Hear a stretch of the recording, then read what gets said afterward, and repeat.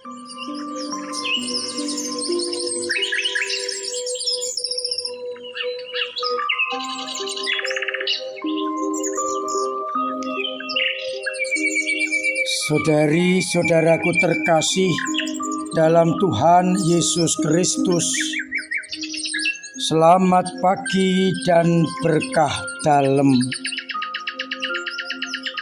Kita bertemu kembali dalam renungan harian Senin 18 Desember 2023. Bacaan Ekaristi pagi ini yang akan dijadikan titik permenungan dikutip dari kitab Nabi Yeremia bab 23 ayat 5-8 dan Injil Matius bab 1 ayat 18 sampai dengan 24. Dalam kitab Nabi Yeremia, Allah menegaskan kepada kita lewat Yeremia, sesungguhnya waktunya akan datang, aku akan menumbuhkan tunas adil bagi Daud. Ia akan memerintah sebagai raja yang bijaksana, penuh dengan keadilan dan kebenaran. Israel akan hidup dengan tenteram. Sedangkan pada bacaan Injil, kita akan mendengarkan kisah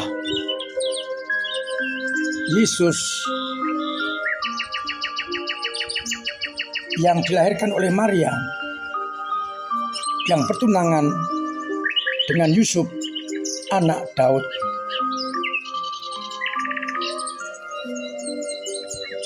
Ketika Yusuf bertunangan dengan Maria, ternyata Maria telah mengandung dari Roh Kudus sebelum mereka hidup sebagai suami istri. Maka Yusuf yang tulus hati diam-diam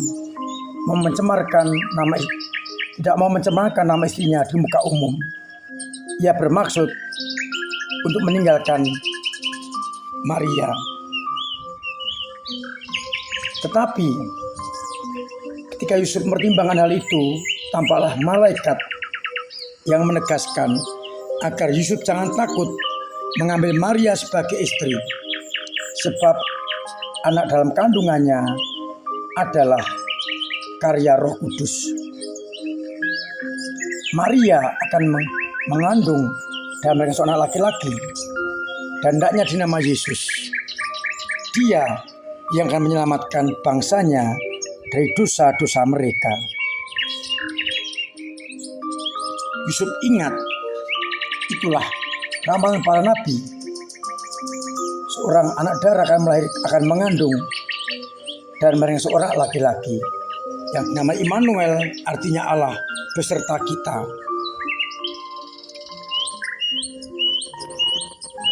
Saudara-saudaraku terkasih dalam Kristus, Yusuf dikatakan orang yang tulus hati karena ia tidak mau mencemarkan Maria di muka umum. Karena mengandung tanpa hubungan suami istri.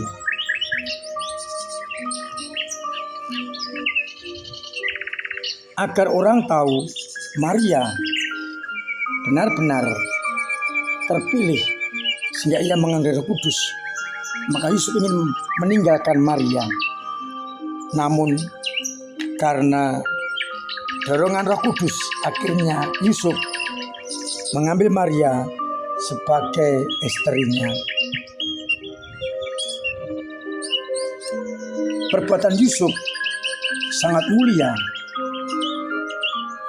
karena Yusuf dengan mengambil Maria sebagai istrinya, nubuat para nabi bahwa Mesias akan muncul dari bangsa Daud terpenuhi.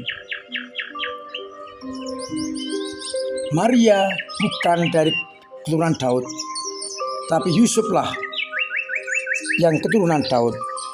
Maka ketika Yusuf mengambil Maria sebagai istrinya, nubuat para nabi bahwa Mesias akan datang dari bangsa Daud terpenuhi. Karena Yesus termasuk dalam keluarga Yusuf yang adalah bangsa Daud.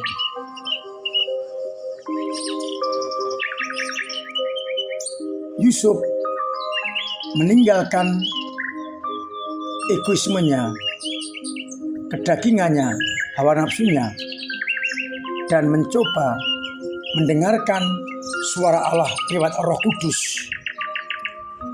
yang mengambil Maria sebagai istri, meskipun konsekuensinya tidak ringan. Ia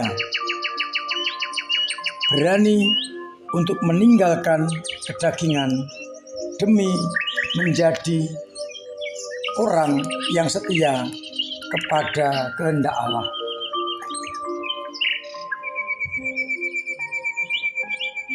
Yusuf benar-benar menjadi kunci akan nubuat para nabi dan juga bacaan yang pertama hari ini, di mana ditegaskan oleh Yeremia, "Aku akan menumbuhkan tunas adil bagi Daud." Dan itulah Yesus Kristus yang ketika diruntut karena Yusuf mengambil Maria sebagai istri, Yesus menjadi keturunan Raja Daud. Ia membuktikan atau lebih tepat menyambungkan nubuat para nabi dengan kenyataan yang ada. Maka ia ingin menunjukkan kepada kita, Yesuslah nubuat para nabi keturunan Daud.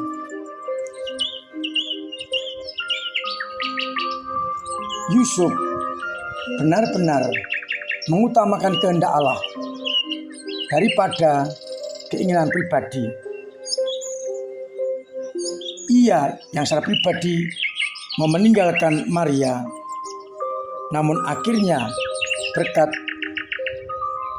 dorongan Roh Kudus, ia meninggalkan ego dan kemudian melaksanakan kehendak Allah. Tidak mudah, tetapi Yusuf memilih yang terbaik yang dikehendaki oleh Allah. Ia meninggalkan egonya dan mengambil sikap yang tepat agar nubuat para nabi terpenuhi dan tidak menjadikan persoalan dalam hidup berkeluarga. Semoga semangat yang sama di semangat kita untuk selalu mengedepankan kehendak Allah dan menyambungkan ramalan para nabi, kebenaran yang kita harus bawa daripada egoisme kita sendiri. Maka kita boleh bertanya, selama ini apakah kita sudah selalu memilih kehendak Allah, ataukah kita lebih sering mengikuti ego kita?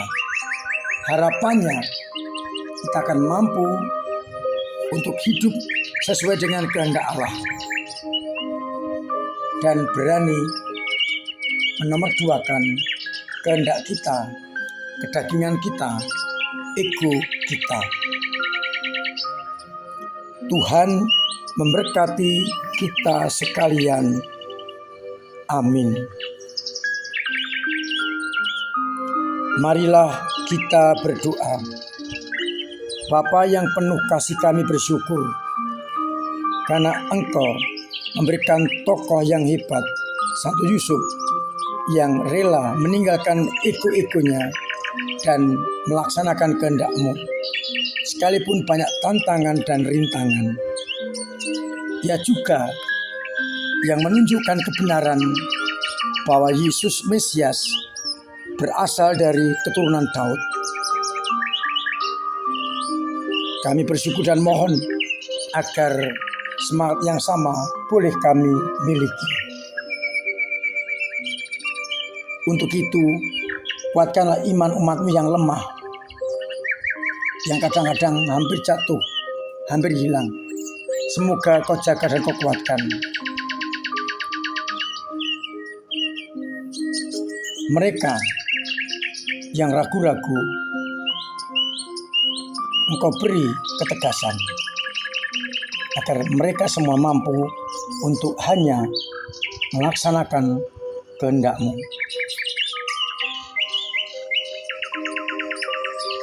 Sembuhkanlah yang sakit,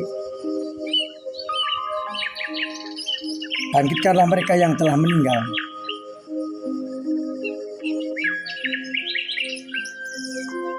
Ringankan penderitaan orang-orang yang beban berat. Uraikanlah mereka yang punya masalah. Dan bantu mereka yang kesulitan ekonomi.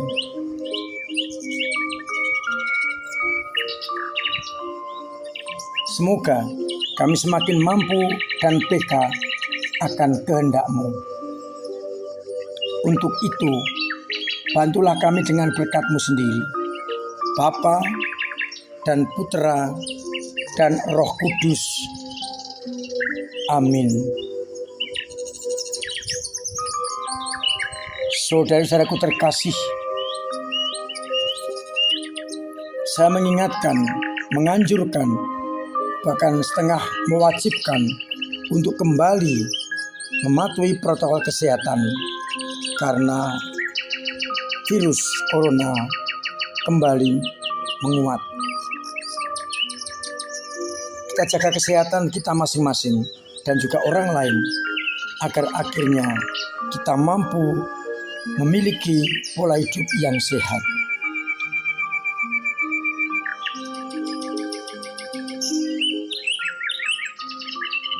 Komsos mengadakan pameran foto dari masa ke masa sampai tanggal 2 Januari. Silakan mengunjungi untuk bernostalgia dengan foto-foto itu. Kesempatan untuk menyampaikan ucapan selamat Natal, baik kalau kita pergunakan ajang untuk mengucapkan selamat Natal baik pribadi atau perorangan, keluarga atau komunitas, maupun perusahaan atau tempat usaha.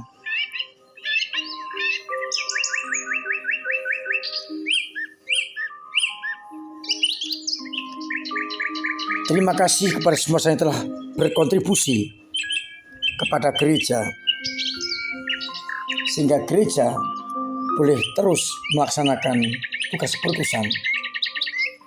Dengan doa-doa panjenengan, doa tenaga dan karya panjenengan dan dana akan memampukan gereja terus untuk membantu sesama.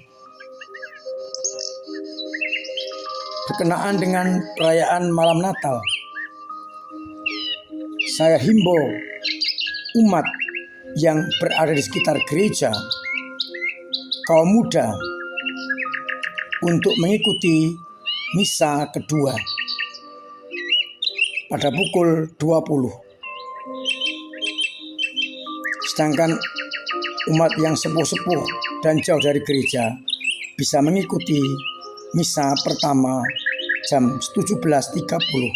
Meskipun boleh juga mengikuti misa yang kedua. Ini dibuat agar pembagian tempat lebih merata. Maka saya ingatkan kaum muda, umat di sekitar gereja, mohon ikuti misa kedua.